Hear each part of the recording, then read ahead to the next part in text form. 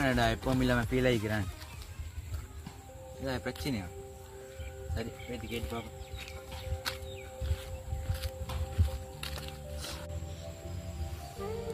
எங்கட போகிறோம் மச்சான்?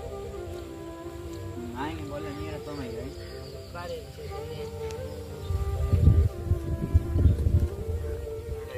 என்னடா விஷமெல்லாம் வந்து திக்கிறேன்.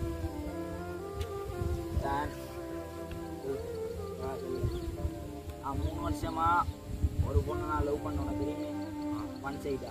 அவள்கிட்ட சொல்லாமல் ஒன் சைடு நான் லவ் பண்ணேன். நேற்று நான் அவள்கிட்ட லவ்வை சொன்னேன். எவ்வளோ நாளை பிறகு நான் இன்றைக்கி லவ்வை சொன்னேன்.